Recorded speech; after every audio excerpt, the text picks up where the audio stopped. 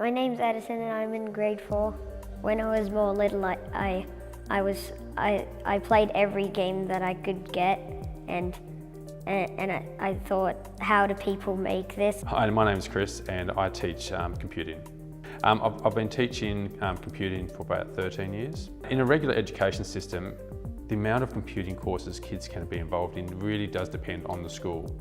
There is no clear-cut number of events, and it depends on the school, depends on the skills of the teachers and other programs running within that school system. They're users of technology, but they don't understand how the technology is created that underpins what they use. At my regular school, well, whenever we went on the computer, we didn't actually code, we just played games.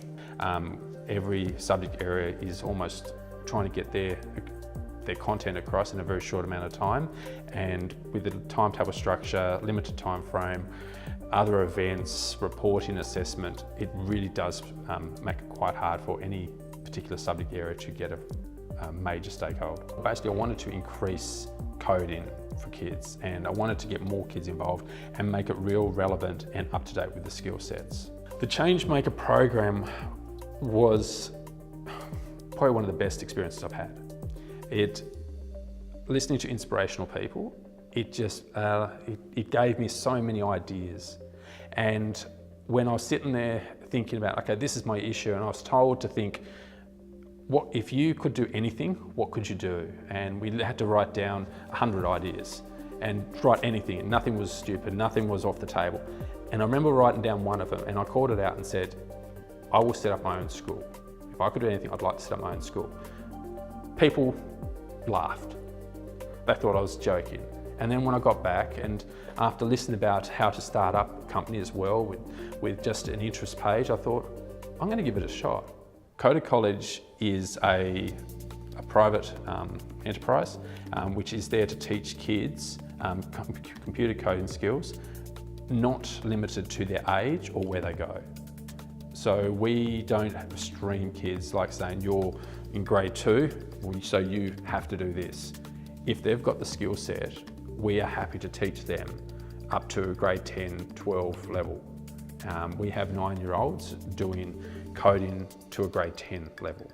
We have two kinds of programs. We have programs that run during the term, which are 1.5-hour sessions. So they will literally come in and we'll introduce new concepts, whether it is focusing on programming, whether it's focusing on their game design, whether it's focusing on even movie making, and they'll go through, learn the skills, and then they'll be applying it along with the help of our helpers.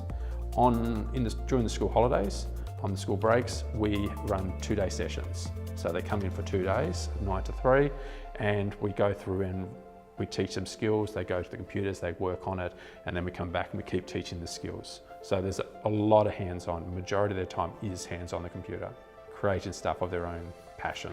The courses we have, we've got Introduction to Coding, which is doing the basic Scratch, which is a nice one for the beginners. We have Python, so they learn the text language Python. We have a Hacking Minecraft that uses Python to build things in the Minecraft world. We've got HTML coding for web design. We also teach a number of game design programs. We use GameMaker Studio to introduce the idea of game design, and also have another one called Stencil, which starts really with the basics for the beginners. And then we even move up to Unity, which teaches quite complex game design, which is a program that's used by professionals. I've learned how to basically code, like make 3D print stuff, and code more in Scratch and game design and GameMaker. When they play a game on a computer, parents would often complain because their child is sitting back, switching off because they're just relaxed playing a game.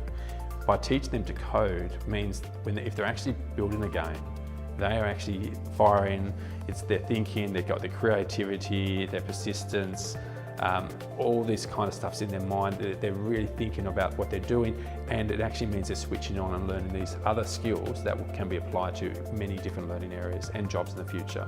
I want to make more games so I can get more money and also have fun making the games. Without Education Changemakers, I don't think I would have had the confidence and the skills to take an idea that I would have thought was insane and actually put it into action.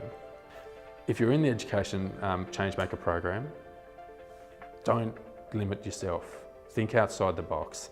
Think big, think changes. Following the regular path and the standard way of thinking will only lead us to decisions that are already out there. By going there and trying something totally different, totally left field, and taking a risk, you can achieve some amazing things. I could not have achieved what I have without listening to Aaron and David. The stories were inspirational, and it made me look at myself as an educator and think, wow, if these guys can do this and what they've achieved and what they've implemented, what can I do? What can I do as one person to make a big difference on a larger group of people?